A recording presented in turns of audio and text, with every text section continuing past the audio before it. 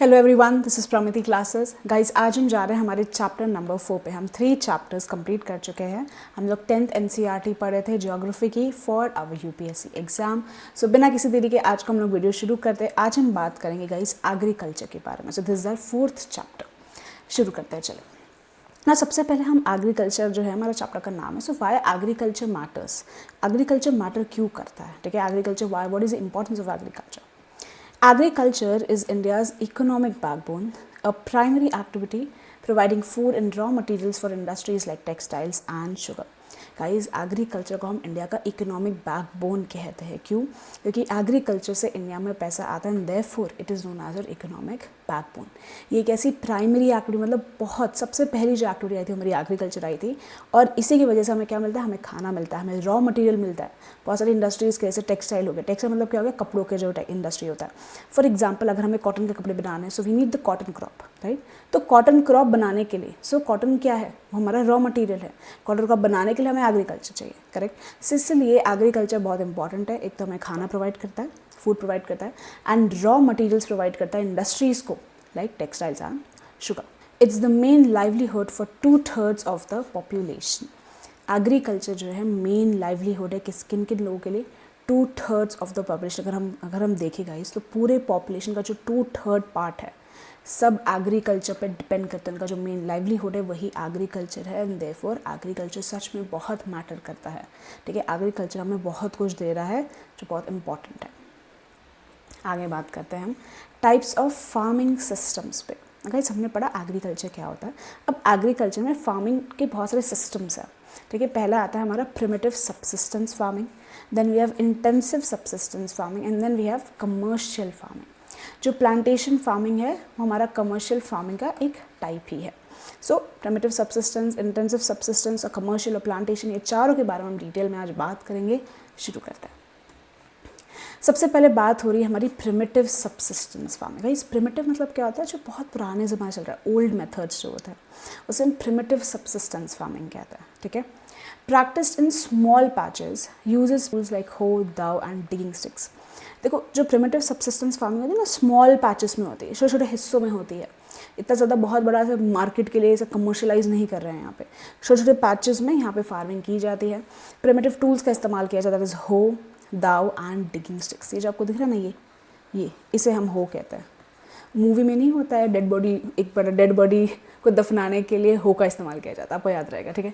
हो क्या है मूवीज़ में डेड बॉडी को दफनाने के लिए हो का इस्तेमाल किया जाता है गाइस, एकदम ऐसा ही है। ये आपका हो है। So this is a primitive tool जो फार्मिंग में इस्तेमाल होता है। दाव जो है हमारा, वो भी एक तरीके का प्रिमिटिव टूल है। बेसिकली आप समझिए, एक थोड़ा सी शेप्ड जो फसल काटने के लिए काम होता है ना, सी शेप टूल होता है, वो हमारा दाव है। And then we have the digging sticks, जो खोदने के लिए, डिगिंग के लिए काम आता है। Depends on monsoon, natural soil fertility. तो ऑब्वियसली बात है, सबसिस्टेंस फार्मिंग जो हमारा प्रिमिटिव सबसिस्टेंस फार्मिंग है वो मॉनसून पर डिपेंड करता है, और जो सॉइल की नेचुरल फर्टिलिटी है उसी पे जो हमारे एग्रीकल्चर होता है। फैमिली और कम्युनिटी लेबर लगता है गाइज इसमें। मतलब क्या हो रहा है, जो फैमिली है या उनकी जो पूरी कम्युनिटी है वही लोग लगते हैं इस पर और ये फार्मिंग करते हैं। Form of primitive subsistence farming, for example slash and burn agriculture. ना प्रिमिटिव सबसिस्टेंस फार्मिंग का ही एक फॉर्म है, क्या है, जिसका नाम that is slash and burn agriculture. वो क्या होता है, अब हम उस पर बात करते हैं।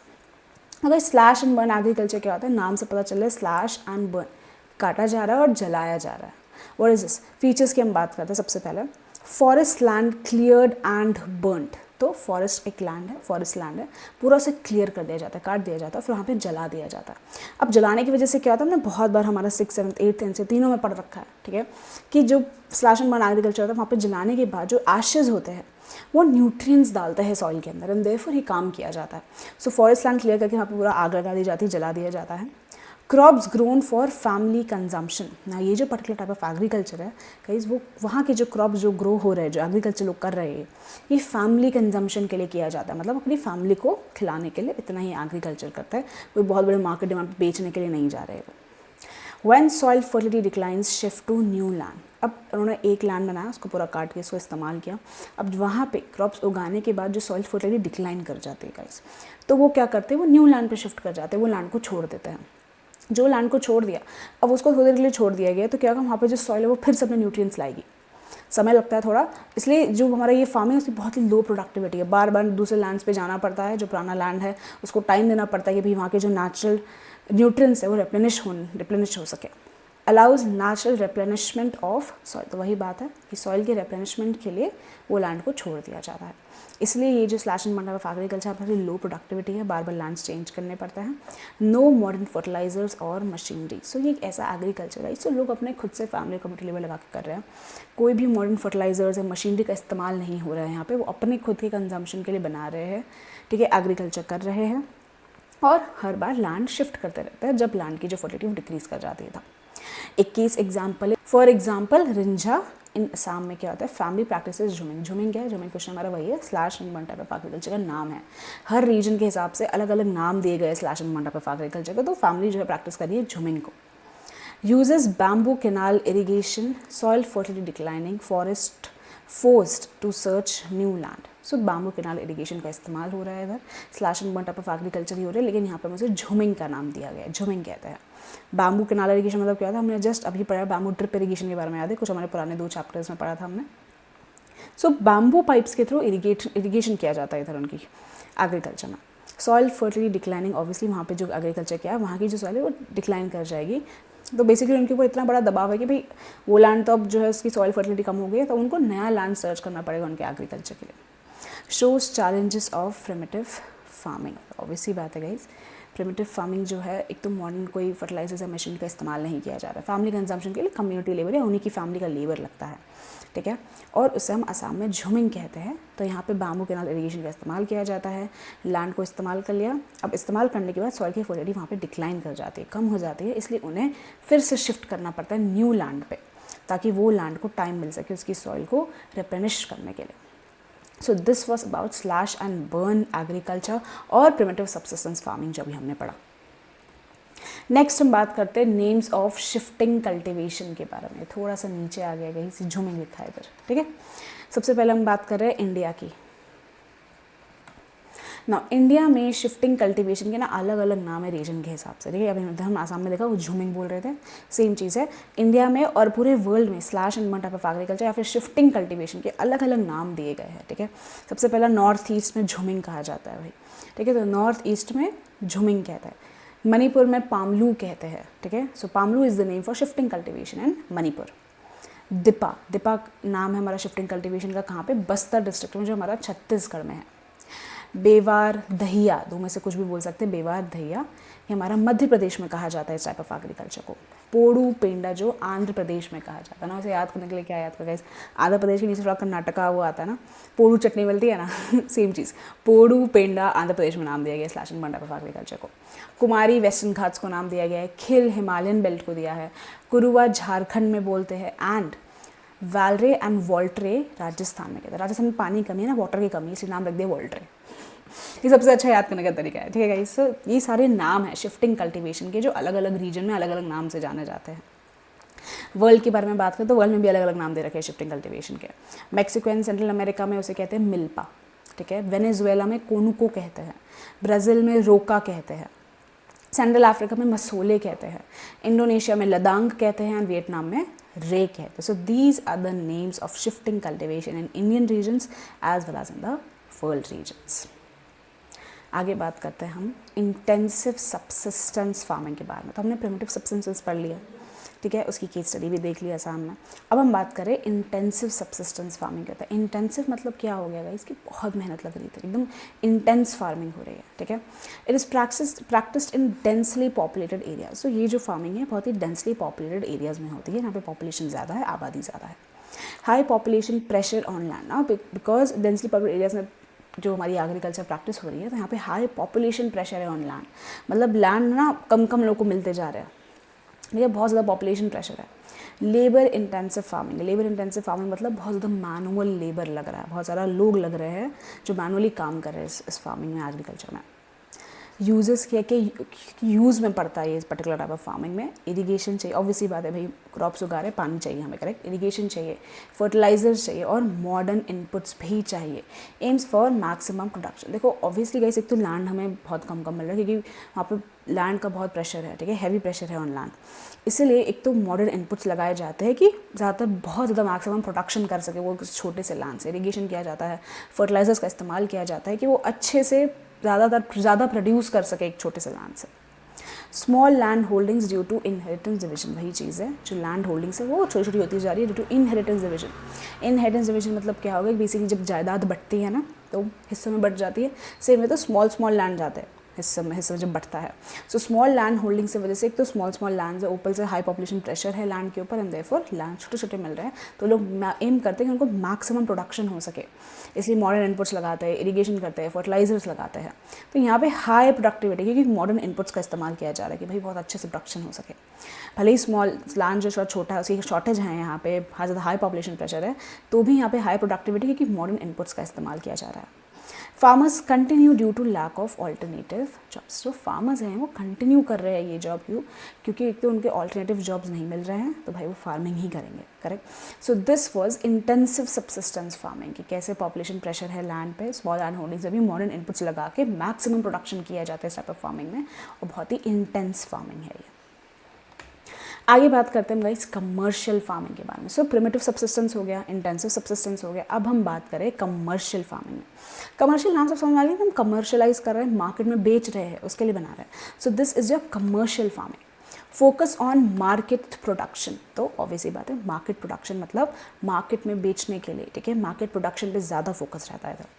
Use of higher dosages of modern inputs, HYV seeds. HYV seeds मतलब क्या होता है guys, high yielding variety seeds. So high yielding variety seeds कैसे, हाई यील्डिंग वैरायटी सीड्स जो है हमारा बेसिकली इसका मतलब होता है बहुत ज़्यादा हाई यील्ड देना, ठीक है, बहुत ज़्यादा फसल उगती है इन सीड्स के वजह से। सो बेसिकली प्रोडक्शन जो है थोड़ा ज़्यादा हो पाता है because of high yielding variety seeds. Chemical fertilizers का इस्तेमाल करना, पेस्टिसाइड्स एंड इंसेक्टिसाइड्स का इस्तेमाल करना, ये सब इन सब का हैवी डोज लगता है मॉडर्न इनपुट्स। ये जो तीनों मैंने मॉडर्न इनपुट्स से नाम बताया वो यहाँ पे बहुत अच्छी तरह लगता है, क्योंकि भाई उनको तो प्रोडक्शन करना है, हाई प्रोडक्टिविटी है यहाँ पे। ये क्यों, क्योंकि मार्केट में बेचने के लिए बना रहे हैं, तो ऑब्वियसली बात है मार्केट प्रोडक्शन के लिए बनाया जा रहा है, तो एक तो बड़े अमाउंट में बनाया जाएगा, और उसके लिए हम high yielding variety seeds, chemical fertilisers, pesticides, insecticides, जो भी हाई मॉडर्न इनपुट्स है, हैवी मॉडर्न इनपुट्स है, उसका इस्तेमाल कर रहे हैं for this commercial farming. Degree of commercialisation varies regionally. For example rice is commercial Punjab Haryana, rice is subsistence in Odisha. इसका मतलब क्या होता है गाइस, कि डिग्री ऑफ कमर्शलाइजेशन मतलब जो भी लोग एग्रीकल्चर फार्मिंग कर रहे हैं, ज़रूरी नहीं है कि वो उनका जो डिग्री ऑफ कमर्शलाइजेशन है, मतलब उसको जो कमर्शलाइज करना है, उसका डिग्री हर जगह वेरी करता है। मतलब पंजाब हरियाणा में जो चावल उग रहा है वो मेनली कमर्शलाइज के लिए उग रहा है, ठीक है, कमर्शलाइजेशन के लिए उग रहा है, मतलब उसे बेचने के लिए उगा रहा है। लेकिन राइस जो हमारा ओडिशा में वो सब्सिस्टेंस है, मतलब यहाँ पे जो चावल है वो फैमिली कंजम्पशन के लिए उग रहा है। आप समझ रहे हो, तो डिग्री ऑफ कमर्शलाइजेशन हर जगह वेरी करता है रीजन के हिसाब से। पंजाब हरियाणा में चावल बेचने के लिए पूरा कमर्शलाइज फार्मिंग करने के लिए इस्तेमाल किया जा रहा है, बनाया जा रहा है कमर्शियल फार्मिंग के लिए। और राइस जो है वो ओडिशा में सब्सिस्टेंस है, मतलब यहाँ पे जो राइस है वो बेसिकली फैमिली कंजम्पशन के लिए उगाया जा रहा है। सो ये दिखाता है कि हर रीजन में ना अलग अलग डिग्री है कमर्शलाइजेशन का। सो this was about your commercial farming. आगे हम बात करते हैं प्लांटेशन फार्मिंग के बारे में, जो टाइप ऑफ कमर्शियल फार्मिंग ना। ये यहाँ पे छुप गया है गाइस, ये गलती से हो गया है, मैं यहाँ लिख देती हूँ। सिंगल क्रॉप है, ठीक है, यहाँ लिखा हुआ है single crop grown on a large area, ठीक है। प्लांटेशन फार्मिंग का एक तो पहला एक टाइप है ऑफ कमर्शियल फार्मिंग, ठीक है। जो सिंगल क्रॉप एक बहुत बड़े लार्ज एरिया में ग्रो किया जाता है उसे हम प्लांटेशन फार्मिंग कहते हैं। So single crop grown on a large area is known as a plantation farming. Capital intensive है ये फार्मिंग। कैपिटल इंटेंसिव मतलब क्या होता है गाइस, मतलब बहुत सारा पैसा लग रहा है इधर, ठीक है, बहुत सारा कैपिटल लग रहा है। Uses migrant labour. Migrant labour मतलब है कि दूर दूर से लेबर बुलाए जाते हैं यहाँ पे काम करने के लिए। लिंक्ड विथ इंडस्ट्रीज, इंडस्ट्रीज से लिंक्ड है ये प्लांटेशन फार्मिंग, क्योंकि ऑब्वियसली कमर्शियल फार्मिंग है ये, तो इंडस्ट्रीज से लिंक्ड होगी। Entire major produce use as raw material. तो यहाँ का जो मेजर प्रोड्यूस जो बनाया जा रहा है वो एज ए रॉ मटीरियल इस्तेमाल होता है इंडस्ट्रीज़ में, ठीक है। तो ये हमारा बेसिकली एक type of commercial farming therefore industries के लिए रॉ मटेरियल ये जनरेट करा बना रहा है। मेजर प्लांटेशन क्रॉप्स की अगर हम बात करें इंडिया में तो कौन कौन से, पहले टी की बात करें तो टी आसाम नॉर्थ बंगाल में बहुत देखने को मिलती है। कॉफ़ी कर्नाटका में, बेसिकली कर्नाटका फेमस है फिल्टर कॉफ़ी देने के लिए। Rubber, sugarcane, banana, so these are the major plantation crops जो आपको इंडिया में देखने को मिलेंगे और ये स्पेसिफिक रीजन में उगाए जाते हैं, बनाए जाते हैं, and this is the plantation farming. Production mainly for market, obviously ये टाइप ऑफ कमर्शियल फार्मिंग है गाइस। प्रोडक्शन जो है वो कमर्शलाइजेशन के लिए हो रहा है, मतलब बाहर मार्केट में बेचने के लिए हो रहा है, तो मेनली मार्केट के लिए प्रोडक्शन किया जा रहा है। It requires good transport network, communication system, connects plantation areas, processing industries and markets. ना ये जो प्रोडक्शन एक तो मार्केट के लिए किया जा रहा है, तो मार्केट में बेचने के लिए हमें एक तो अच्छा ट्रांसपोर्ट नेटवर्क चाहिए ना गाइस, कि हम प्लांटेशन इतना सारा उगा रहे हैं, एक ट्रांसपोर्ट नेटवर्क अच्छा चाहिए हमें, एक अच्छा कम्युनिकेशन सिस्टम चाहिए, भाई हम जो हमारा मतलब रॉ मटेरियल्स को ट्रांसपोर्ट कर सके, करेक्ट, इधर से उधर ले जा सकते, गुड ट्रांसपोर्ट नेटवर्क चाहिए। प्लांटेशन एरिया को भी ये चीज़ जो है कनेक्ट करता है पूरा प्लांटेशन फार्मिंग, प्रोसेसिंग इंडस्ट्री से भी यहाँ से कनेक्टेड रहती है और मार्केट्स भी यहाँ से कनेक्टेड रहती है। सो ये पूरा फ़ायदा है प्लांटेशन फार्मिंग का, जो बेसिकली मार्केट के लिए प्रोडक्शन किया जाता है, वो हमारा यहाँ पे एक कमर्शियल फार्मिंग का टाइप है, that is known as your plantation farming. I hope आपको अच्छे से क्लियर है व्हाट इज़ प्लांटेशन फार्मिंग। चलिए आपके लिए एक क्वेश्चन आ रहा है गाइस, जल्दी से कमेंट सेक्शन खोल लीजिए। आई होप आपने ध्यान से सुने हो सारे स्लाइड्स का इन्फॉर्मेशन, ठीक है।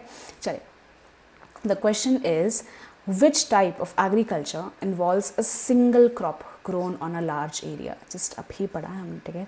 using capital intensive inputs and migrant labor, ध्यान से सोचिएगा इस क्या होगा आंसर। अभी जस्ट हमने इस पर बात करी है, ऐसा कौन सा टाइप ऑफ एग्रीकल्चर या सिस्टम ऑफ एग्रीकल्चर है जहाँ पे सिंगल क्रॉप, एक ही क्रॉप को ग्रो किया जाता है एक बहुत बड़े लार्ज एरिया में, जिसमें कैपिटल इंटेंसिव इनपुट्स यूज़ किया जाता है, मतलब बहुत ज़्यादा कैपिटल लगता है और माइग्रेंट लेबर लगता है, दूर दूर से जो लेबर आते हैं वो लगते हैं। सो दिस इज़ योर क्वेश्चन। अभी जस्ट हमने इस पर बात करी गई, जस्ट पिछले स्लाइड में, ठीक है। प्लीज़ सोच समझ के आंसर ज़रूर कमेंट सेक्शन में लिखिएगा और अपना आंसर चेक करेगा मेरे साथ, ठीक है। जल्दी से बताएगा इस आंसर क्या है, मैं वेट कर रही हूँ। अभी जस्ट हमने पढ़ा ऐसा कौन सा एग्रीकल्चर जो सिंगल क्रॉप ग्रोन है ऑन लार्ज एरिया। सोच लिया सबने, लिख लिया? पक्का कमेंट सेक्शन में लिख रहे हो ना, कहीं लिखो, ठीक है। चेक करो कितना एक्टिव हो आप इन क्लास में। चलिए अब हम आंसर पे जाते हैं। The answer is obviously plantation farming. बहुत बड़े बड़े प्लांटेशंस लगते हैं गाइस, जैसे टी के प्लांटेशंस हो गए, जैसा हम नॉर्थ बंगाल में देखने को मिलेंगे, कॉफ़ी के प्लांटेशंस कर्नाटका देखने को, ये हमारा प्लांटेशन फार्मिंग है, एक single crop grown on a large area. This is your answer. अभी जैसे हमने पिछले में बात करी कि प्लांटेशन फार्मिंग क्या होता है, and that is your answer. चलिए आगे हम बात करते हैं cropping pattern in India. I think सारी स्लाइड्स में ना गलती से हमारा हेडिंग नीचे आ गया है, प्लीज़ थोड़ा सा इग्नोर करिएगा, मैं यहाँ पे लिख दे रही हूँ, ठीक है। ये इंडिया आ रहा है इधर, मुझे आपके लिए पिक्चर बहुत अच्छे से लगानी थी, इसलिए आई थिंक ये गड़बड़ हो गया, थोड़ा इग्नोर मारिएगा इसे, ठीक है। चलिए, India has great physical and cultural diversity reflected in agricultural practices. ना देखो, इंडिया एक बहुत ही डाइवर्सिफाइड नेशन है, ये हमें बहुत अच्छे से मालूम है, हर तरीके का सीज़न आता है, ऑलमोस्ट हर तरीके के एग्रीकल्चर यहाँ पे होता है, ठीक है। क्या क्या ग्रो करता है इंडिया? फूड क्रॉप्स ग्रो करता है, फाइबर क्रॉप्स ग्रो करता है, फ्रूट्स एंड वेजिटेबल्स ग्रो करता है, स्पाइसेस एंड कॉन्डिमेंट्स, ऑलमोस्ट हर तरीके का एग्रीकल्चर भाई हमारे इंडिया में ग्रो करता है, ठीक है। 3 क्रॉपिंग सीजन है इंडिया के, that is your rabi, kharif and zaid. ये सब हमने पढ़ा है ना, बचपन में कभी भी सुना है राबी क्रॉप्स क्या होता है, खारिफ क्रॉप्स क्या होता है, सब हम पढ़ चुके हैं गाइस। अब इस पर डिटेल पे जा रहे हैं कि 3 क्रॉपिंग सीजन्स है हमारे, राबी, खारिफ एंड ज़ैद। चलिए अब हम इन तीनों के बारे में डिटेल में बात करें। सबसे पहले बात कर रहे हैं हम राबी क्रॉप्स के बारे में। राबी क्रॉप्स को हम विंटर क्रॉप्स भी कहते हैं गाइस, ठीक है। सो अब हम बात कर रहे हैं rabi crops, that is your winter crops के बारे में, ठीक है। तो राबी क्रॉप्स को विंटर क्रॉप्स भी कहते हैं। Rabi crops basically winter crops कहे जाते हैं। सोइंग सीजन जो हमारा अक्टूबर से दिसंबर के बीच में, मतलब अक्टूबर से दिसंबर के बीच में यहाँ पे सीड सो किए जाते हैं, सीड जो है हमारे लगाए जाते हैं, ठीक है। हार्वेस्टिंग सीजन क्या है? अप्रैल से जून के बीच में। सो अब यहाँ पे फसल करती है। हार्वेस्टिंग सीजन जो हमारा अप्रैल से जून के बीच में आता है, और सोइंग सीजन जो हमारा अक्टूबर से दिसंबर के बीच में आता है राबी क्रॉप्स का। मेजर राबी क्रॉप्स की अगर हम बात करें तो क्या है? वीट, बार्ले, पीस, ग्राम, मस्टर्ड। सो जो मेजर राबी क्रॉप्स है क्या है? गेहूँ हो गया, बार्ले हो गया, पीस हो गया, ठीक है, चने हो गए, मस्टर्ड हो गया, ये सब हमारे मेजर राबी क्रॉप्स है। मेजर अगर हम प्रोड्यूसिंग रीजन्स के बारे में कहते हैं तो बहुत ज़्यादा ये प्रोड्यूस कर रहे हैं rabi crops, that is Punjab, Haryana, Himachal Pradesh, Jammu and Kashmir, Uttarakhand and Uttar Pradesh. अब ध्यान से देखो, सारे नॉर्थ के ही है ना, एकदम ऊपर ऐसे इंडिया के मैप में जाओ तो पंजाब इधर है, हरियाणा इधर है, हिमाचल प्रदेश है, फिर जम्मू कश्मीर सबसे टॉप पे है, एंड उत्तराखंड उत्तर प्रदेश इस साइड है। सो पूरे नॉर्थ में हमारे मेजर प्रोड्यूसिंग रीजन है जो राबी क्रॉप्स प्रोड्यूस करता है। Factors for successful production. Winter rainfall from western temperate cyclones. Guys हम आपको याद है वेस्टर्न टेम्परेट साइक्लोन्स के बारे में विंटर रेनफॉल में बात करी थी क्लाइमेट चैप्टर में, करेक्ट। तो यहाँ पे जो सक्सेसफुल प्रोडक्शन हो रहा है उसका एक मेजर फैक्टर क्या है, विंटर रेनफॉल। यहाँ पे जो विंटर रेनफॉल होती है जो हमारे वेस्टर्न टेम्परेट साइक्लोन्स की वजह से जो होती है, ये हमारे राबी क्रॉप्स में काम आता है। Impact of the green revolution in Punjab, Haryana, western Uttar Pradesh and parts of Rajasthan. ये सब रीजन में ना ग्रीन रेवोल्यूशन आया था, सो ये भी एक बहुत बड़ा इम्पैक्ट है, इम्पैक्टफुल मूवमेंट है, एक रेवोल्यूशन है जो स्टार्ट किया गया था इधर।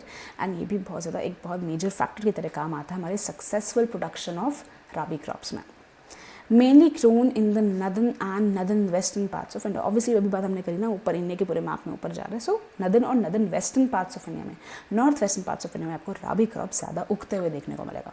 सो this was about your rabi crops. Winter crops है, अक्टूबर दिसंबर सोइंग सीजन है, अप्रैल जून हार्वेस्टिंग सीजन है, और भाई ऊपर थोड़े नॉर्थ और नॉर्थ वेस्टर्न रीजन्स में हमारा ये सबसे ज़्यादा उगता है। आगे बात करते हैं हम खारिफ क्रॉप्स के बारे में। इस खारिफ क्रॉप्स को ना हम लोग मॉनसून क्रॉप्स भी कहते हैं, ठीक है। इसे हम क्या कहते हैं, मॉनसून क्रॉप्स ही कहते हैं। इसका सोइंग सीजन क्या है, with the onset of monsoon. So sowing season क्या है भाई, जैसे ही मॉनसून आता है वैसे हमारा सोइंग सीजन, तभी जो बेसिकली सीजन जो लगाया जाता है। हार्वेस्टिंग सीजन क्या है, सितंबर से अक्टूबर के बीच में जो इसका हमारा हार्वेस्टिंग यहाँ पे फसल कटती है। सो सोइंग सीजन जैसे ही मॉनसून शुरू होता है, ऑनसेट ऑफ मॉनसून से हमारा सोइंग सीजन शुरू हो जाता है खारिफ क्रॉप्स का। और हार्वेस्टिंग सीजन जो हमारा सितंबर से अक्टूबर के बीच में आता है। मेजर खारिफ क्रॉप्स की अगर हम बात करें, सो पैडी दैट इज राइस हो गया, चावल।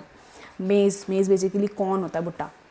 ज्वार, बाजरा, तूर जिसे हम अरहर भी कहते हैं, मूंग, उड़द, cotton, jute, groundnut and soybean, ये सब हमारे मेजर खारिफ क्रॉप्स है गाइस, जो बेसिकली सब मॉनसून क्रॉप्स ही कहते हैं, मेजर खारिफ क्रॉप्स है। मेजर राइस प्रोड्यूसिंग रीजन्स की अगर हम बात करें, जहाँ सबसे ज़्यादा जहाँ पे चावल उगता है, ठीक है, आसाम हो गया, वेस्ट बंगाल हो गया, coastal Odisha, Andhra Pradesh, Telangana, Tamil Nadu, Kerala, Maharashtra, Konkan coast and Uttar Pradesh और बिहार, ठीक है। ये सब जगह पे सबसे ज़्यादा चावल उगता है। रिसेंटली इंपॉर्टेंट इन पंजाब है, रिसेंटली पंजाब और हरियाणा में भी भैया चावल जो हमारा उगने लगा है। 3 paddy crops in a year, Aus, Aman and Boro in Assam, west Bengal and Odisha. 3 paddy crops in, ये मतलब क्या होता है इसकी चावल की 3 टाइप्स है, ओस, अमन और बोरो। ये तीनों टाइप के जो चावल है एक साल में, मतलब एक ही साल में 3 पैडी क्रॉप्स उगाए जाते हैं चावल के, ये 3 टाइप से, ओस, अमन और बोरो। ये कहाँ पे हो रहा है, ये होता है मेनली असम, वेस्ट बंगाल और उड़ीसा में। ये 3 जगह पे एक ही साल में 3 बार चावल की जो टाइप ऑफ क्रॉप्स है वो उगाए जाते हैं इधर। That is 3 paddy crops in year, that is Aus, Aman and Boro. So guys this was about your kharif crop, जिसे हम मॉनसून क्रॉप्स भी कहते हैं। चलिए आगे हम बात करते हैं जैद सीजन के बारे में। ना जैद सीजन को हम समर क्रॉप्स भी कहते हैं, ठीक है। और short cropping season between rabi and kharif occurs during the summer months. तो जब समर मंथ्स आता है ना, ये तब अकर होता है। और राबी और खारिफ के जो बीच का एक छोटा सा क्रॉपिंग सीजन आता है, शॉर्ट क्रॉपिंग, जिसे हम जैद सीजन कहते हैं। जैद सीजन वहाँ पे पड़ता है आपका। मेजर जैद क्रॉप्स की अगर हम बात करें, that is watermelon, muskmelon, cucumber, vegetables, fodder crops. तो ये सब जो क्रॉप्स हमारे जैद क्रॉप्स में आता है, और ये राबी और खारिफ के बीच का एक छोटा सा क्रॉपिंग सीजन है जो यूजली समर मंथ्स में आता है। एक नोट दिया हुआ है guys, sugarcane takes almost 1 year to grow. ना ये नोट इधर क्यों लिखा गया है गाइस, देखिए शुगर केन जो होता है ना हमारा, पूरा 1 साल लेता है उगने में, ठीक है। सो शुगर केन ना यूजली तो ऐसे कोई क्रॉपिंग सीजन में नहीं आता, लेकिन मोस्टली शुगर केन जो है उसका जो सोइंग पार्ट है वो आप कह सकते हो कि हाँ जैद सीजन में होता है। देखो शुगर केन को यहाँ डाला गया है, नहीं तो एक्चुअली शुगर केन पूरा 1 साल लेता है उगने में, ठीक है। तो वो कोई एक्चुअली पर्टिकुलर क्रॉपिंग सीजन में आएगा नहीं, लेकिन तो भी जैद सीजन से डाला गया कि मोस्टली बहुत ज़्यादातर जो है शुगर केन हमारा इस सीज़न में सो किया जाए। देखो हम बता रहे हैं कि शुगर केन जो है 1 साल लेता है ग्रो करने में। चलिए आगे बढ़ता है। अब हम जा रहे हैं मेजर फूड क्रॉप्स के बारे में। हमने क्रॉपिंग सीजन्स के बारे में पढ़ लिया, टाइप्स ऑफ फार्मिंग के बारे में पढ़ लिया। अब हम फूड क्रॉप्स पे जाएंगे। लिटरली मेजर फूड क्रॉप्स हो गए, जो नॉन फूड क्रॉप्स उसकी हम बात करेंगे। सबसे पहले बात हो रही है चावल के बारे में। राइस बहुत ही इंपॉर्टेंट थिंग है, सब चावल खाते हैं, ठीक है। बहुत ज़्यादा कंजम्पशन है पूरे इंडिया में। Stable food crop for majority of people in India. So India में बहुत सारे लोग, उनका ये स्टेपल डाइट है, स्टेपल फूड क्रॉप है। रोज़ का मतलब उनका चावल चाहिए, ठीक है। रोज़ चावल खाते हैं लोग, बहुत सारा कंजम्पशन होता है इंडिया में। India is the second largest producer of rice in the world after China. तो चाइना के बाद जो इंडिया हमारा सेकेंड लार्जेस्ट प्रोड्यूसर में आता है of rice in the whole world. तो पूरे वर्ल्ड में चाइना के बाद हम सेकेंड नंबर पे आते हैं राइस की प्रोडक्शन में। सबसे ज़्यादा राइस हमारे यहाँ प्रोड्यूस किया जाता है और हम सेकेंड लार्जेस्ट प्रोड्यूसर है ऑफ राइस। ये कि हमारा खारिफ क्रॉप है। अभी हमने पढ़ा खारिफ क्रॉप के बारे में, करेक्ट। तो ये राइस जो हमारा खारिफ क्रॉप है। क्लाइमेटिक रिक्वायरमेंट्स क्या चाहिए भाई राइस उगाने के? सबसे पहला टेम्परेचर जो है हमारा अबव होना चाहिए 25 डिग्री सेल्सियस, मतलब टेम्परेचर जो हमारा 25 डिग्री सेल्सियस के ऊपर होना चाहिए। हाई ह्यूमिडिटी होनी चाहिए भाई। ह्यूमिडिटी मतलब समझते हो जो अमाउंट ऑफ वाटर वेपर होता है इन द एटमॉस्फेयर, थोड़ा सा चिपचिप हो जाता है ना मौसम कभी कभी, हम हाई ह्यूमिडिटी कहते हैं। एनुअल रेनफॉल जो है अबव 100 सेंटीमीटर होना चाहिए, 100 सेंटीमीटर से ज़्यादा एनुअल रेनफॉल होना चाहिए। In low rainfall areas rice is grown with irrigation. अगर कोई एरियाज़ में जहाँ पे लो रेनफॉल है, मतलब ज़्यादा रेनफॉल नहीं है और वहाँ पे राइस उगा रहे हैं, तो इरीगेशन से भी काम हो जाता है, इरीगेशन से राइस उग जाती है वहाँ पे। मेजर ग्रोइंग एरियाज़ क्या है? Plains of north and north eastern India, coastal regions and deltaic regions. So guys ये सारे जो हमारे मेजर ग्रोइंग एरियाज है जहाँ पे चावल सबसे ज़्यादा उगता है वो क्या है? Plains of north and north eastern India, coastal regions और डेल्टेक रीजन्स। अभी हमने खाली क्रॉप में याद है मेजर राइस प्रोड्यूसिंग रीजन के बारे में बात करी थी। अगर आप वहाँ के सारे जो स्टेट्स बोलेगा तो उसको याद करो ना, तो सारे यूजली नॉर्थ या नॉर्थ ईस्टर्न पार्ट में ही आ रहे हैं, कोस्टल रीजन और डेल्टेक रीजन्स में ही आ रहे हैं। तो ये सब मेजर ग्रोइंग एरियाज है जहाँ पे चावल सबसे ज़्यादा उगाया जाता है। अदर प्रोड्यूसिंग रीजन्स कौन कौन से हैं? Due to canal irrigation and tube wells, rice is also grown in Punjab and Haryana, western Uttar Pradesh, parts of Rajasthan. ना गाइज हमारे पास एक तो इरीगेशन की बहुत अच्छी फैसिलिटी आ गई कि हम कोई भी रीजन में जहाँ पे अगर रेनफॉल कम भी होती है वहाँ भी चावल उगा सकते हैं, ठीक है? कैसे? इरीगेशन करके, ट्यूब वेल्स का इस्तेमाल करना, कैनाल इरीगेशन का इस्तेमाल करना। तो इसकी वजह से पंजाब, हरियाणा, वेस्टर्न उत्तर प्रदेश और पार्ट्स ऑफ राजस्थान में भी चावल उगता है। हमारे अदर प्रोड्यूसिंग रीजन्स में आता है जहाँ पे राइस हमारा प्रोड्यूस होता है। चलिए, ये हमारा मेजर फूड क्रॉप राइस के बारे में था। नेक्स्ट मेजर फूड क्रॉप के बारे में दैट इज़ वीट। भाई चावल और गेहूँ ना सबसे एक स्टेपल फूड है, सबसे ज़्यादा इस्तेमाल किया जाता है, ठीक है? लोग रोज़ रोटी चावल खाते ही खाते हैं। So rice is very important. Second हमारा मेजर फूड क्रॉप है दैट इज़ योर वीट, गेहूँ। Second most important cereal crop in India, obviously सबसे second most important cereal crop है पूरे इंडिया में। Main food crop of north and north western India, ये हमारा main food crop है। Main जो हमारा खाना है, जो क्रॉप है, वो हमारा नॉर्थ और नॉर्थ वेस्टर्न इंडिया का है, जो हमारा गेहूँ आता है। सो गेहूँ जो है मेन फूड क्रॉप है हमारा नॉर्थ और नॉर्थ वेस्टर्न इंडिया पार्ट्स का। ये एक राबी क्रॉप में आता है, ये राबी क्रॉप है हमारा। क्लाइमेटिक रिक्वायरमेंट्स क्या है हमारे वीट को उगने के लिए? That is cool growing season. तो जब ग्रो करता है हमारा वीट, हमने सो किया है, वो ग्रो हो रहा है, तब हमें कूल ग्रोइंग सीजन चाहिए, ठंडा चाहिए। ब्राइट सनशाइन चाहिए ड्यूरिंग राइपनिंग, जब ये पकता है गाइस, राइपनिंग के दौरान हमें ब्राइट सनशाइन चाहिए वीट के लिए। एनुअल रेनफॉल जो है 50 से 75 सेंटीमीटर के बीच हो, मतलब 50 to 75 सेंटीमीटर जो हमारी एनुअल रेनफॉल होनी चाहिए, इवनली डिस्ट्रीब्यूटेड होनी चाहिए। So these are the particular climatic requirements कि भाई ऐसा क्लाइमेट होना चाहिए, अगर वीट उगाना है तो ऐसा क्लाइमेट हो, तो भी जो हमारा गेहूँ है वो ठीक से उग पाएगा। मेजर वीट ग्रोइंग जोन कौन कौन से हैं? गंगा सतलज प्लेन जो हमारा नॉर्थ वेस्ट इंडिया में आता है। ऑब्वियसली नॉर्थ वेस्ट इंडिया का मेजर फूड क्रॉप है, तब समझो हाँ, नॉर्थ वेस्ट इंडिया में जो गंगा सतलज प्लेन्स है वो हमारा एक मेजर वीट ग्रोइंग जोन है। और एक हमारा एक और जोन है that is black soil region of the Deccan. Deccan हमारा नीचे आता है, याद है? सो डेक्कन का जो ब्लैक सॉइल रीजन है वो भी हमारा एक मेजर वीट ग्रोइंग जोन में आता है। मेजर प्रोड्यूसिंग स्टेट्स के बारे में बात करें जहाँ पर ज़्यादा प्रोड्यूस हो रहा है, that is your Punjab, Haryana, Uttar Pradesh, Madhya Pradesh, Bihar and Rajasthan. तो ये सब जगह सबसे ज़्यादा जो हमारा गेहूँ उगता है मेजर प्रोड्यूसिंग स्टेट्स में आते हैं। सो this was about your crop wheat. Next हम बात करते हैं मिलेट्स के बारे में। सो हमने चावल के बारे में बात कर ली, गेहूँ के बारे में बात कर ली, हम जा रहे हैं मिलेट्स। मिलेट्स में ना ज्वार, बाजरा, रागी आ जाता है। ये बहुत ही न्यूट्रिशनल वैल्यू इनका हाई होता है। Important millets grown in India क्या है? Jowar, bajra and ragi. Known as coarse grains but have high nutrition, थोड़े रफ ग्रेन्स है ये, लेकिन इनका न्यूट्रिशन वैल्यू बहुत हाई होता है। अगर हम ज्वार के बारे में बात करें गाइस, तो third most important food crop है in terms of area and production. Area और प्रोडक्शन के मामले में जो सबसे इंपॉर्टेंट फूड क्रॉप है, third most important food crop जो हमारा वो है ज्वार। रेन फेड क्रॉप है, इट नीड्स लिटिल इरीगेशन, थोड़ी सी बारिश चाहिए, इसे थोड़ा इरीगेशन चाहिए ज्वार को उगने के लिए। मेजर स्टेट जहाँ पे ज्वार होता है जो Maharashtra, Karnataka, Andhra Pradesh and Madhya Pradesh.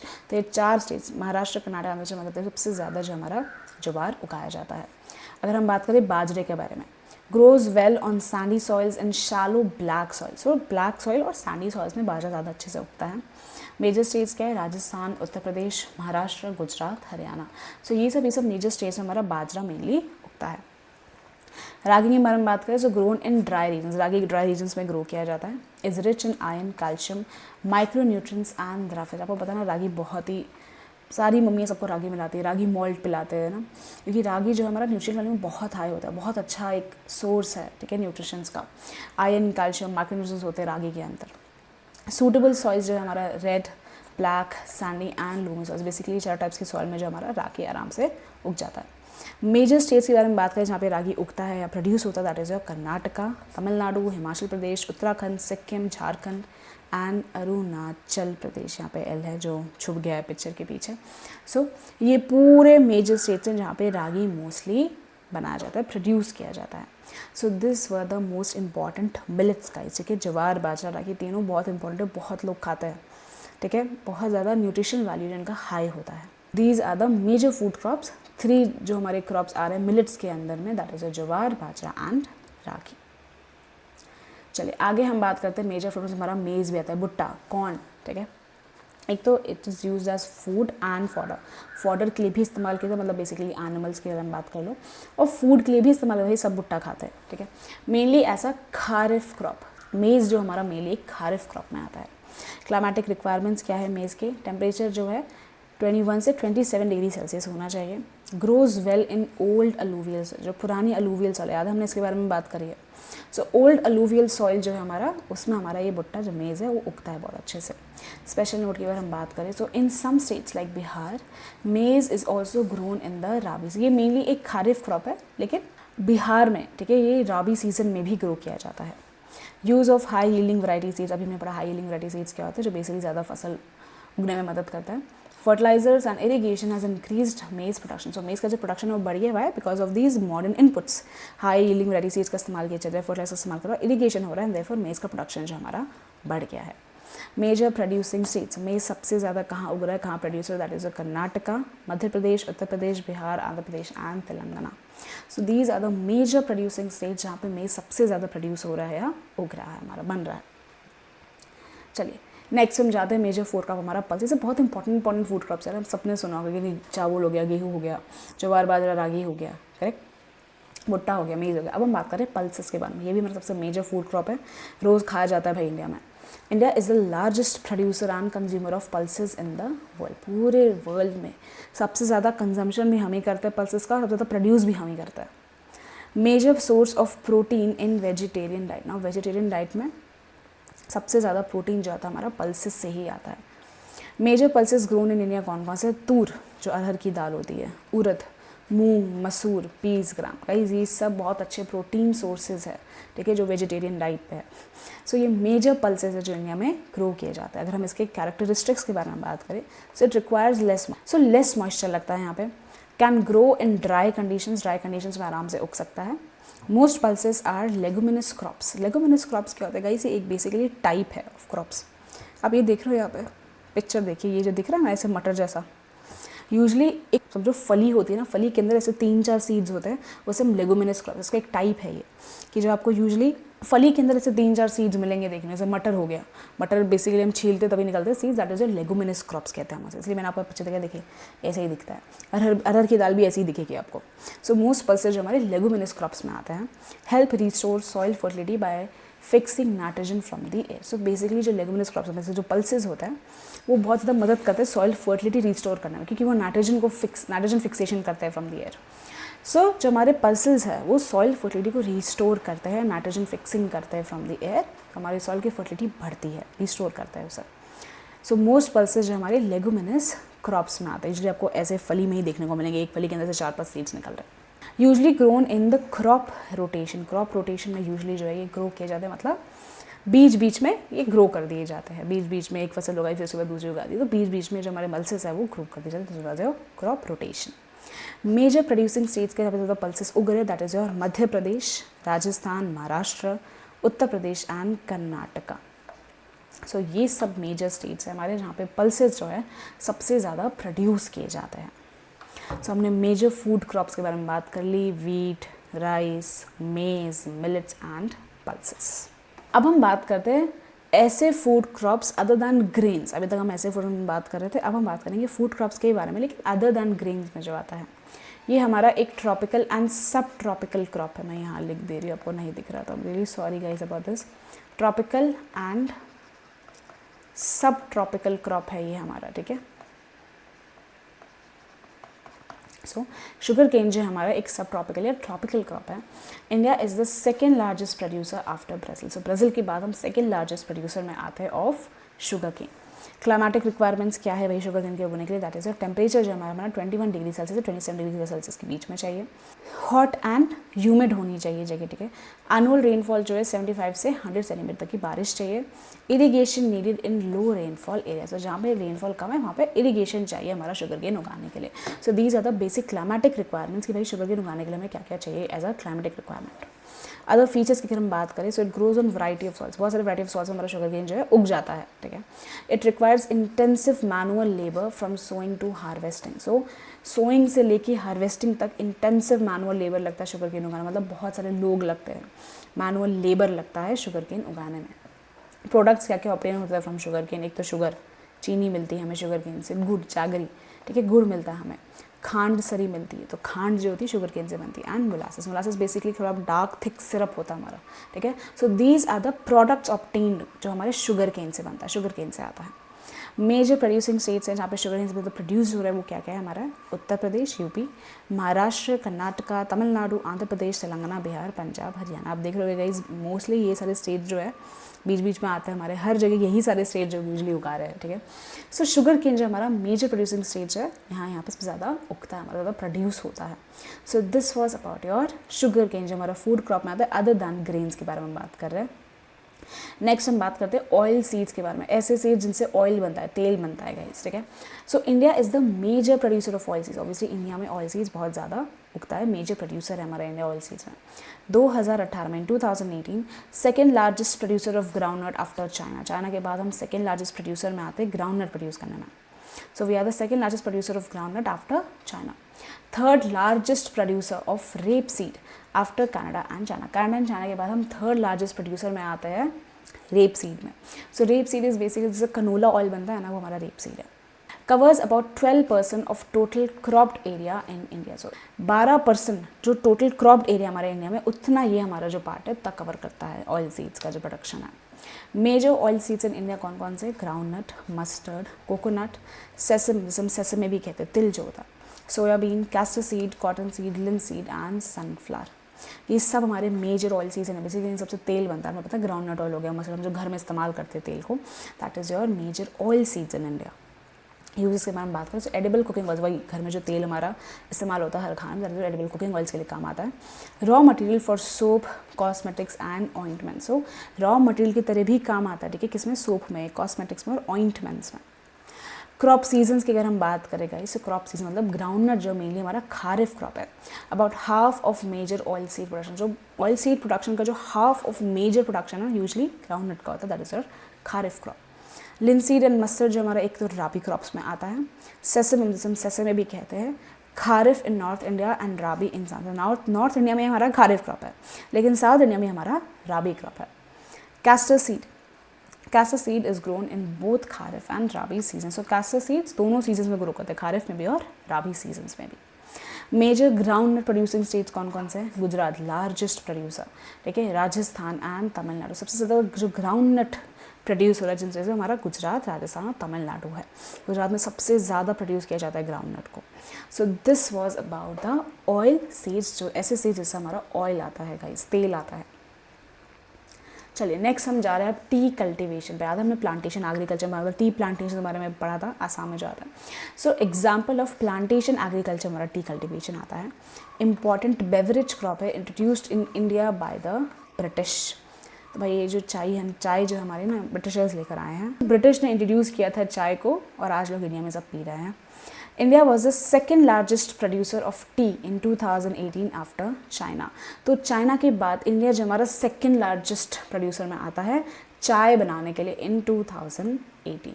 Climatic and soil requirements क्या है भाई चाय बनाने के लिए, tropical and sub tropical climate चाहिए, warm, moist and frost free condition चाहिए भाई, फ्रोस्ट नहीं आनी चाहिए, ठीक है, बर्फ़ नहीं आनी चाहिए, वार्म, मॉइस्ट और फ्रोस्ट फ्री कंडीशन चाहिए।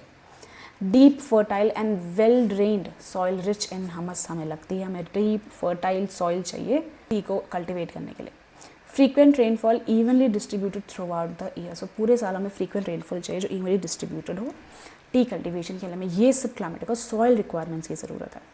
अदर फीचर्स में तो लेबर इंटेंसिव क्रॉप है, बहुत ही ज़्यादा लेबर लगता है इधर गाइस, मैनुअल वर्क लगता है लेबर्स का, तो लेबर इंटेंसिव क्रॉप है, इंटेंस लेबर लगता है। Tea leaves are processed within tea gardens to maintain fresh. तो इतना सारा लेबर क्यों लगता है ना, टी लीव्स को कलेक्ट करने के लिए। यूजली टी लीव्स को यहीं पे प्रोसेस किया जाता है within the tea gardens to maintain the freshness. So एक लेबर इंटेंसिव क्रॉप है हमारा tea cultivation. Major producing states मतलब बनखाना भाई असम, अभी हमने पढ़ा था ना, Assam, west Bengal, Darjeeling and Jalpaiguri hills, यहाँ पे सबसे ज़्यादा बनता है हमारा तमिलनाडु एंड केरला। सो ये जो हमारे मेजर प्रोड्यूसिंग स्टेट्स में, यहाँ पे चाय का कल्टिवेशन, टी का कल्टिवेशन होता है। अदर प्रोड्यूसिंग एरियाज भी that is Himachal Pradesh, Uttarakhand, Meghalaya, Andhra Pradesh and Tripura. So ये सब एरियाज़ में भी चाय उगता है, बट मेनली जो मेजर प्रोड्यूसिंग स्टेट्स है हमारे तमिलनाडु, केरला, दार्जिलिंग में तो बहुत अच्छे सुंदर टी प्लांट सबको देखने को मिलेंगे, लोग वही देखने जाते हैं वहाँ पे, हिल स्टेशन है। जलपाईगुड़ी हिल्स तमिलनाडु और केरला में आपको सबसे ज़्यादा टी कल्टिवेशन देखने को मिलेगा। So this was guys about your T cultivation, सबसे ज़्यादा जहाँ पे चाय का कल्टिवेशन हो रहा है। आगे हम बात करते हैं हॉर्टिकल्चर क्रॉप्स के बारे में। हॉर्टिकल्चर क्रॉप्स में क्या है, जो हमारे फ्रूट्स हो गए, वेजिटेबल्स हो गए, हमारे हॉर्टिकल्चर क्रॉप्स में आते हैं guys.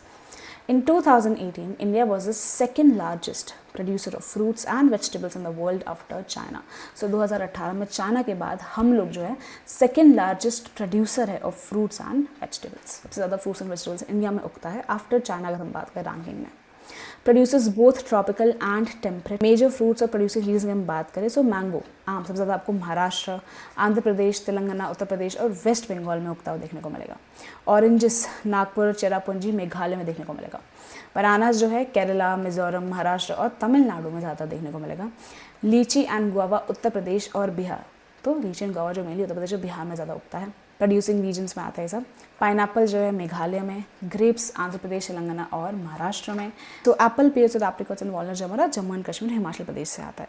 So these are the major fruits जो प्रोड्यूस किए जा रहे हैं, और ये पर्टिकुलर रीजन्स में सारे फ्रूट्स जो हैं मेजरली यहाँ पे प्रोड्यूस किए जाते हैं, बनाए जाते हैं। Major vegetables produced, now major vegetables जो हमारे बनाए जा रहे हैं वो कौन कौन से हैं? पी हो गया, कॉलीफ्लावर हो गया, onion, cabbage, tomato, brinjal, potato. So pea, cauliflower, onion, cabbage, tomato, brinjal, potato, ये सब हमारे मेजर वेजिटेबल्स है जो प्रोड्यूस किए जाता है।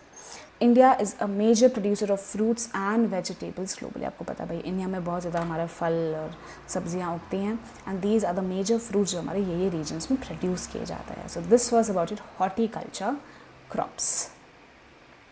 चलिए नेक्स्ट आता है हमारा नॉन फूड क्रॉप्स, जो बेसिकली ऐसे क्रॉप्स जो इंपॉर्टेंट है लेकिन वो नॉन फूड क्रॉप्स में आते हैं। सबसे पहला रबड़। देखिए रबड़ बहुत इंपॉर्टेंट है यार, बहुत सारा रॉ मटेरियल की तरह इस्तेमाल किया जाता है रबड़ को। So this is a major non food crop and equatorial crop है। इक्वेटोरियल क्रॉप है, also grown in tropical and sub tropical regions under special conditions. So ये रबड़ जो हमारा एक तो इक्वेटोरियल क्रॉप है और ये सब ट्रॉपिकल और ट्रॉपिकल रीजन्स में भी ग्रो कर सकता है, लेकिन कुछ स्पेशल कंडीशंस लगती है भाई ग्रो करने के लिए, ठीक है। Important industrial raw material, obviously रबड़ से बहुत कुछ बनता है गाइस, ठीक है। सो एक बहुत ही इंपॉर्टेंट रॉ मटेरियल इंडस्ट्रीज़ के लिए। क्लाइमेटिक रिक्वायरमेंट्स क्या क्या चाहिए रबड़ उगाने के लिए? That is your moist and humid climate चाहिए हमें। रेनफॉल मोर दैन 20 सेंटीमीटर चाहिए, मतलब बारिश बहुत ज़्यादा चाहिए। टेम्परेचर जो है अबव 25 डिग्री सेल्सियस होना चाहिए। मेजर प्रोड्यूसिंग रीजन्स की अगर हम बात करें, so Kerala, Tamil Nadu, Karnataka, Andaman and Nicobar islands, Garo hills of Meghalaya, ये सब मेजर प्रोड्यूसिंग रीजन्स हैं जहाँ पे रबड़ मेनली प्रोड्यूस किया जाता है। Rubber is widely use in industries for making tyres, tubes and other products. बहुत सारा यूज़ होता है गाइस रबर का, ठीक है। टायर्स में, ट्यूब्स में, बहुत सारे अलग अलग प्रोडक्ट्स में इस्तेमाल किया जाता है रबर को। इसे बहुत ही इंपॉर्टेंट क्रॉप है ये, पर एक नॉन फूड क्रॉप है जो आपको ये रीजन्स में देखने को मिलेगा। आगे हम बात करते हैं फाइबर क्रॉप्स के बारे में। गाइस फाइबर क्रॉप्स क्या होता है हम उसके बारे में बात करेंगे। Major fibre crops grown in India क्या है? कॉटन हो गया, जूट हो गया, हेम्प हो गया, नेचुरल्स के लिए, ये सब फाइबर में आता है गाइस। ये सब फाइबर क्रॉप्स है, cotton, jute, hemp and natural silk. Sources क्या है, कहाँ से हम ये फाइबर क्रॉप्स को ले सकते हैं, ऑब्टेन कर सकते हैं?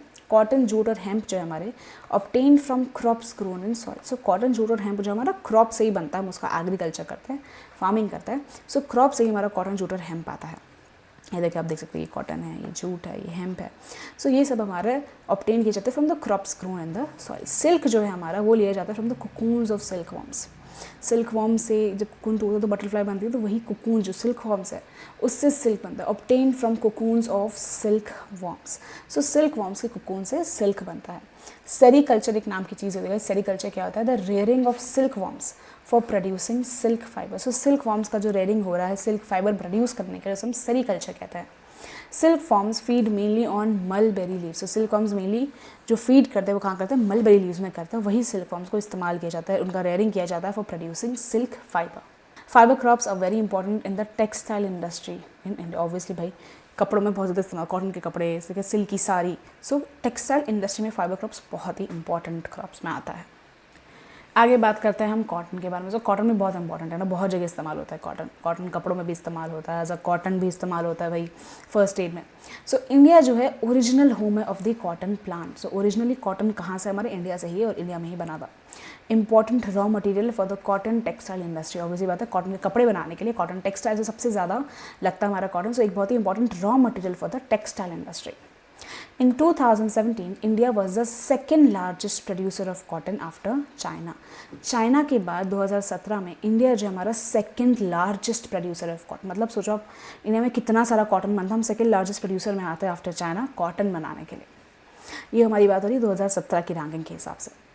ये हमारा एक खारिफ क्रॉप है। जैसे खारिफ क्रॉप क्लाइमेटिक रिक्वायरमेंट्स क्या चाहिए कॉटन उगाने की, तो हाई टेम्परेचर चाहिए, हमें बहुत ज़्यादा हाई टेम्परेचर चाहिए, लेकिन लाइट रेनफॉल और इरीगेशन चाहिए, ज़्यादा बारिश नहीं चाहिए, थोड़ी बारिश और पानी चाहिए भाई हमें, ठीक है।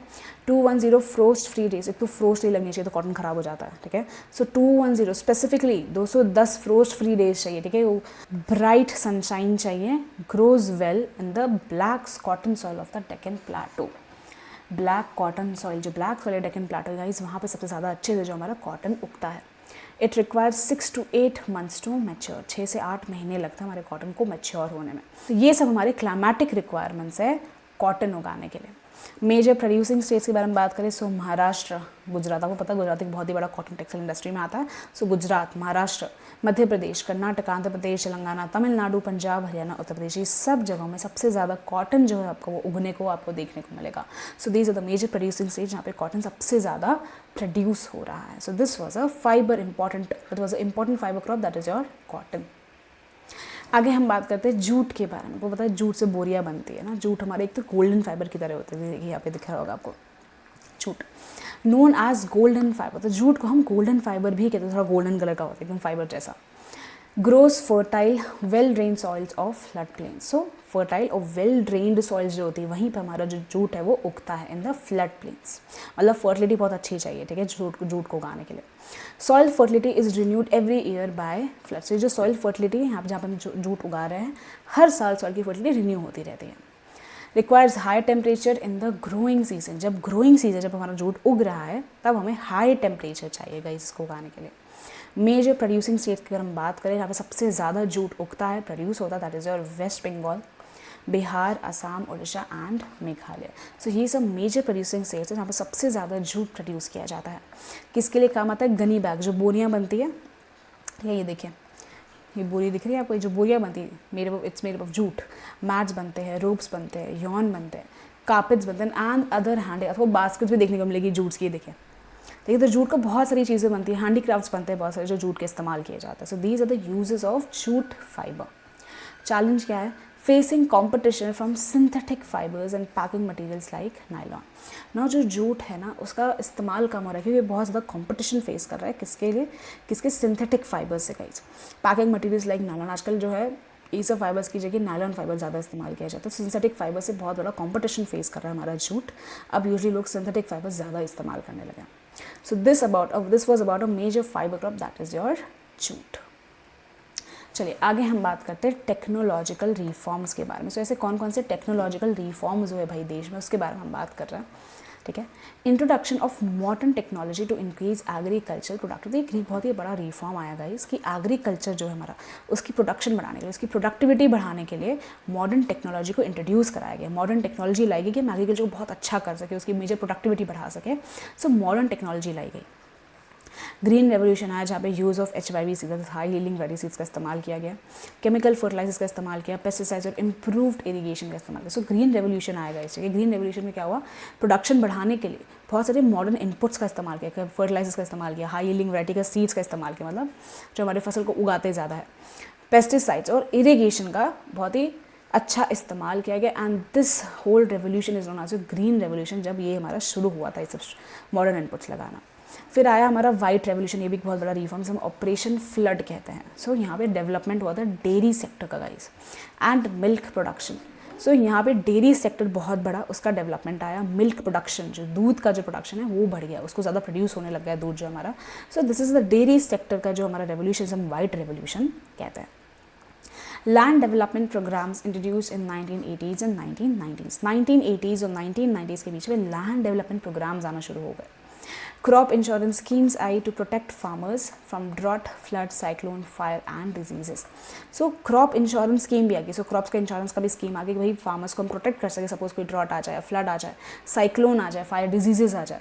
सो क्रॉप इंश्योरेंस स्कीम्स भी दी गई फार्मर्स को। Weather bulletins and agricultural programs broadcast on radio and television to guide farmers. So weather bulletins, weather के बारे में फार्मर्स को बताया गया, ठीक है। एग्रीकल्चर प्रोग्राम्स जो है वो ब्रॉडकास्ट किए गए रेडियो में, जिससे फार्मर्स को पता चलता है कि अच्छा हमारा मौसम कैसा है, उन्हें किस तरह कब फसल उगानी चाहिए। सो वेदर बुलेटिन्स हो गया, एग्रीकल्चर प्रोग्राम्स हो गए, रेडियो में ब्रॉडकास्ट किए गए, टेलीविजन पर ब्रॉडकास्ट किए गए, जैसे फार्मर्स को एक गाइडेंस मिल सके कि वो कब हमारा एग्रीकल्चर शुरू कर सकते हैं, कब फार्मिंग कर सकते हैं, किस मौसम में। सो गाइस वेदर के बारे में उनको जानकारी दी गई और एग्रीकल्चर प्रोग्राम्स के बारे में। So this was the technological reforms. ये क्या क्या नई नई चीज़ें हैं, कौन कौन से नए नए रेवोल्यूशन जो है हमारे इंडिया में आए।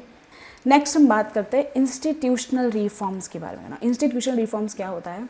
Land reforms introduced after independence. सो लैंड रिफॉर्म्स, जैसे लैंड का रिकॉर्ड रखा गया, लैंड रिफॉर्म्स इंट्रोड्यूस कराया गया आफ्टर इंडिपेंडेंस। जैसे हम फर्स्ट 5 ईयर प्लान, याद है हमने रिसोर्स प्लानिंग में पढ़ा था, फर्स्ट 5 ईयर प्लान याद है। सो लैंड रिफॉर्म्स को इंट्रोड्यूस कराया गया आफ्टर इंडिपेंडेंस, ठीक है।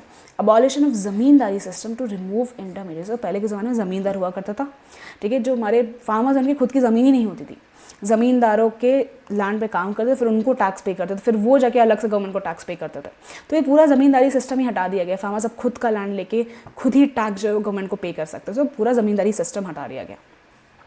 Consolidation of land holdings to reduce fragmentation caused by inheritance. So land holdings उसको कंसोलिडेट किया गया, लैंड को जो लैंड उनको जोड़ा गया गाइस, जैसे क्या है जो फ्रेगमेंटेशन जो है उसको रिड्यूस कर सके, मतलब लैंड जो है जो हिस्से में बट रहा है बिकॉज ऑफ इनहेरिटेंस, जो जायदाद का हिस्सा बट रहा है, जो लैंड का हिस्सा बट रहा है, उसको कम करने के लिए कंसोलिडेट किया किसको? लैंड होल्डिंग्स को। Promotion of cooperative farming and collectivisation. Cooperating farming को प्रमोट किया गया, कलेक्टिवाइजेशन को प्रमोट किया गया, भाई सब कोऑपरेट करके साथ में फार्मिंग करते हैं। कोऑपरेटिव फार्मिंग को बहुत प्रमोट किया गया और कलेक्टिवाइजेशन को प्रमोट किया गया। Establishment of Grameen banks, cooperative societies and banks to provide low interest loans. So farmers को, ठीक है, लो इंटरेस्ट लोन्स दिए गए, ग्रामीण बैंक्स बनाए गए, वहाँ पे इनको लो इंटरेस्ट पे लोन दिए गए। Introduction of Kisan credit card KCC and personal accident insurance scheme. So किसान का क्रेडिट कार्ड भी बनाया गया, हम KCC कहते हैं गाइस, ठीक है। पर्सनल एक्सीडेंट इंश्योरेंस स्कीम भी लाया, हम PAIS, ये क्या है? पर्सनल एक्सीडेंट का इंश्योरेंस स्कीम भी लाया गया फार्मर्स के लिए। किसान क्रेडिट कार्ड का भी इंट्रोडक्शन हुआ। सो ये दोनों चीज़ों का इंट्रोडक्शन हुआ इन द इंस्टीट्यूशनल रिफॉर्म्स, किसान credit card and personal accident insurance schemes में। Government announces minimum support price and procurement prices to protect farmers from exploitation. So government ने मिनिमम सपोर्ट प्राइस रख देगी कि भाई इससे नीचे तो बिकेगा ही नहीं, ठीक है, फार्मर्स का जो सामान है, ताकि फार्मर्स को एक्सप्लॉयटेशन से बचा सकेगा। इससे एक मिनिमम सपोर्ट प्राइस रख दिया गया, ठीक है, कि इतना प्राइस तो मिनिमम रहेगा ही रहेगा जो फार्मर्स हम हमारे बना रहे हैं, जैसे हम उनको एक्सप्लॉयटेशन से बचा सके। ये सब हमारे इंस्टीट्यूशनल रिफॉर्म्स में आता है, एग्रीकल्चर में जो हमारे बहुत बड़े रिफॉर्म्स आए हैं। चलिए आगे बढ़ते हैं हम। अब आता है हमारा भूदान ग्रामदान मूवमेंट। सो गाइस भूदान ग्रामदान मूवमेंट क्या है हमारा? भूदान मतलब जो भूमि का दान होता है, जो लैंड डोनेट होता है, एंड ग्रामदान मतलब जो विलेजेस को दान हो रहा है, ठीक है। विनोबा भावे एक स्पिरिचुअल सक्सेसर है गाइस महात्मा गांधी, ठीक है। So Vinoba Bhave a spiritual successor of Mahatma Gandhi promoted Gram Swarajya and spread Gandhi's ideas to nationwide padyatra. So Vinoba Bhave जो हमारी महात्मा गांधी एक बहुत ही स्पिरिचुअल सक्सेसर है, जो उन्होंने ग्राम स्वराज्य को प्रमोट किया गया, ठीक है, और उन्होंने गांधी जी के जो आइडियाज़ है वो उन्होंने पद यात्रा के थ्रू प्रमोट किया। एट पोचमपल्ली लैंडलेस विलेजर्स आज फॉर लैंड फॉर लाइवलीहुड। सो जितने भी लैंडलेस विलेजर्स हैं, जो गांव के लोग हैं जिनके पास अब गांव नहीं है, वो लैंडलेस हो चुके हैं, उन्होंने पोचमपल्ली में लैंड मांगा फॉर द लाइवलीहुड, उनके रहने के लिए लैंड मांगा। रामचंद्र रेड्डी जी ही donated 80 acres of land for 18 landless families. So Ramchandra Reddy ji ने 80 एकड़ जो लैंड है 18 लैंडलेस फैमिलीज को डोनेट किया। बिगनिंग ऑफ द भूदान और द लैंड डोनेशन मूवमेंट, मतलब सोचो कितने अच्छे इंसान हो गए, उन्होंने पूरे 80 लैंडलेस फैमिलीज को 80 एकर्स ऑफ लैंड डोनेट किया, और यहीं से हमारा भूदान या लैंड डोनेशन मूवमेंट स्टार्ट हुआ। Later some land owners donated entire villages for redistribution to the landless called Gram Dan. कुछ लोगों ने तो पूरा एक गांव ही पूरा विलेज ही डोनेट कर दिया, ठीक है, लोगों को। ऐसा हम ग्राम दान भी कहते हैं, मतलब पूरा एक तो लैंड डोनेशन हो रहा है, ग्राम दान भी हो रहा है, पूरा विलेज भी डोनेट हो रहा है। Movement encouraged voluntary land redistribution and cooperative farming. So इससे लोगों के अंदर देखो प्रेम बढ़ रहा है, कोऑपरेटिव फार्मिंग हो रही है, सब कोऑपरेट करके साथ में रह रहे हैं, लैंड डोनेट किया जा रहा है गाइस। वॉलंटरी लैंड रीडिस्ट्रीब्यूशन को एनकरेज किया गया और कोऑपरेटिंग फार्मिंग को जो है उसको एनकरेज किया गया। Many land owners donated land partly due to fear of land ceiling laws. बहुत सारे लैंड ओनर्स ने जो लैंड है वो पूरा डोनेट ना करने की जगह थोड़ा पार्टली डोनेट किया due to the fear of land ceiling laws. Land ceiling laws मतलब क्या होता है गाइस, एक पर्टिकुलरली एक लॉ है कि सपोज एक इंसान अगर ऐसा क्रॉप ग्रो करा तो उसके पास इतना ही लैंड होना चाहिए, इतने एकड़ का ही लैंड होना चाहिए उसके पास, ज़्यादा नहीं हो सकता। सो एक पर्टिकुलर लॉज बनाए गए कि एक इंसान के पास इतना एकड़ ऑफ लैंड ही हो सकता है, दूसरे इतना एकड़ ऑफ लैंड ही हो सकता है, पर्टिकुलर जो क्रॉप ग्रो करा उस हिसाब से उसके पास उतना लैंड होना हो सकता है, ज़्यादा लैंड नहीं होना चाहिए। एक लॉस थे, ठीक है, लैंड लॉस थे। So because of the land ceiling loss लोगों ने क्या किया, आधा लैंड पार्टली डोनेट किया, पूरा डोनेट नहीं किया, ताकि जो हमारा लैंड है वो सेफ रहे। कोई भी इंसान या फैमिली जो है वो इतना % ऑफ लैंड ही ओन कर सकते, ज़्यादा ओन नहीं कर सकते, डिपेंड करते हैं क्यों किस तरह का एग्रीकल्चर कर रहे हैं। सो बेसिकली वो इतना ही लैंड ओन कर सकते हैं, ठीक है। तो ये हमारे लैंड सीलिंग लॉज में आता है। Known as the bloodless revolution for peaceful social reform. So इसे हम ब्लडलेस रेवोल्यूशन में कहते हैं, कोई ब्लडशेड नहीं हुआ था इधर, लोगों ने बहुत ही कोऑपरेटिव मूवमेंट किया था, इधर एक ब्लडलेस रेवोल्यूशन आया था, लोगों ने अपनी ज़मीनें दान कर दी थी लोगों को जो लैंडलेस थे। सो this was a bloodless revolution, एक पीसफुल सोशल रिफॉर्म में आया है। दिस वाज योर भूदान या ग्राम दान मूवमेंट, कैसे ज़मीन को डोनेट किया गया।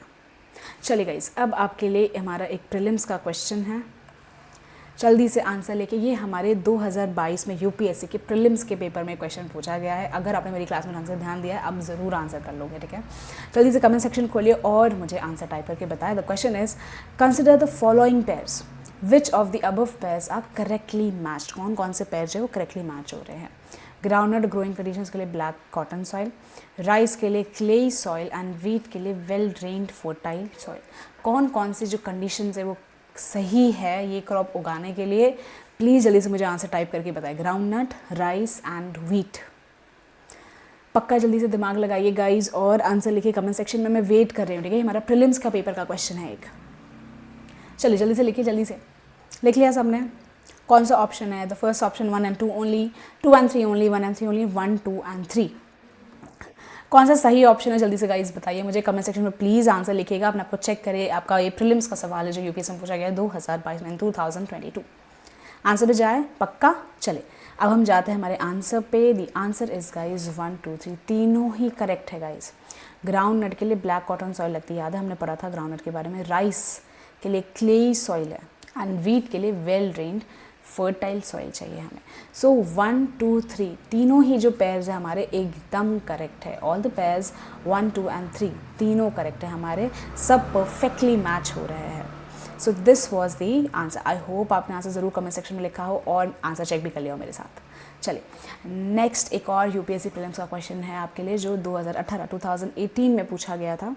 विच of the following statements about MSP that is minimum support price is correct. अभी हमने अदर रिफॉर्म्स में पढ़ा एमएसपी क्या होता है, मिनिमम सपोर्ट प्राइस, ठीक है। जल्दी से दिमाग लगे मुझे आंसर बताए। तो options are, MSP is announced only for rice and wheat, MSP is fixed by the Food Corporation of India, MSP is announced by the Government of India to protect farmers, MSP is fixed by state governments।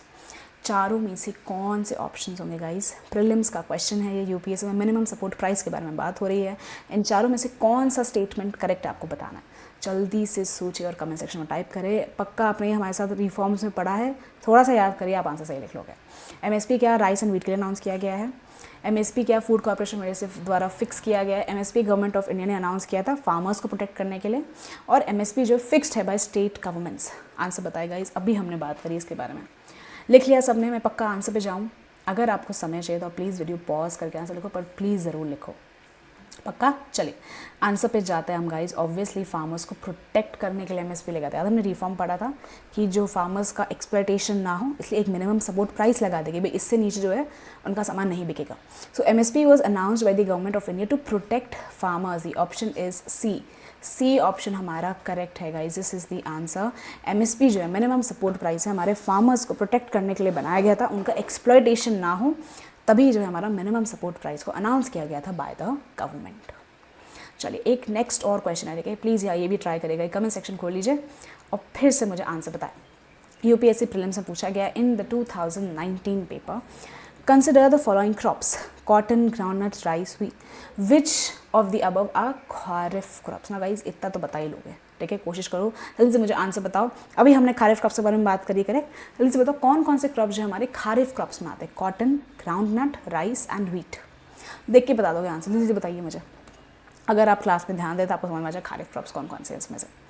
पक्का सबने दिमाग लगा लिया, लिख लिया। Options are 1 and 2 only, 1, 2, 3 only, 3 and 4 only, या सारे 1, 2, 3 and 4। लिख लिया सबने आंसर्स। मैं आगे बढ़ूँ, आंसर बताऊँ। ये हमारा 2019 के यूपीएससी प्रीलिम्स पेपर में पूछा गया है गाइस। पक्का, चले आगे बढ़े, आंसर बताओ कौन कौन से में से खारिफ क्रॉप्स है। The answer is 1, 2 and 3 only.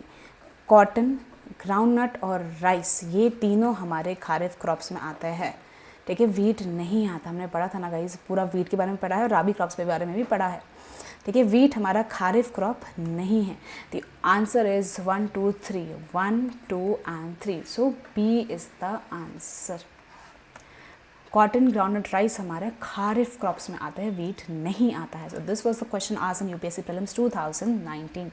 I hope आपने तीनों क्वेश्चन जो हमारे प्रीलिम्स पेपर से जो आए हैं उसका आंसर ज़रूर कमेंट सेक्शन में लिखा और मेरे साथ आंसर्स अपने चेक भी करे हो। So this was the end of our video guys. हमारा ये चैप्टर यहीं फिनिश होता है। समरी की बात करें तो हमने subsistence farming, primitive subsistence farming, intensive subsistence farming, commercial farming और प्लांटेशन फार्मिंग के बारे में पढ़ा। बहुत सारे मेजर फूड क्रॉप्स के बारे में बात करी, नॉन फूड क्रॉप्स के बारे में बात करी, ऐसे फूड क्रॉप्स जो ग्रेन्स के अलावा भी आते हैं उसके बारे में बात करी, और हमने कुछ रिफॉर्म्स के बारे में भी बात करी। So this was our summary of the whole chapter agriculture. बहुत ही इंपॉर्टेंट टॉपिक है agriculture. So guys this was the end of a video. I hope आपको पूरा चैप्टर अच्छे से समझ आया। आपको कोई भी डाउट्स हो या कोई फीडबैक देना हो प्लीज़ मुझे कमेंट सेक्शन में ज़रूर बताएं। थैंक यू सो मच यहाँ तक वीडियो देखने के लिए। नोट्स मैंने ऑलरेडी अपलोड कर दिए है टेलीग्राम चैनल पे। Thank you guys. Please share this video whoever is studying NCERT और प्रिपेयरिंग फॉर यूपीएससी। चलिए बाय बाय गाइज।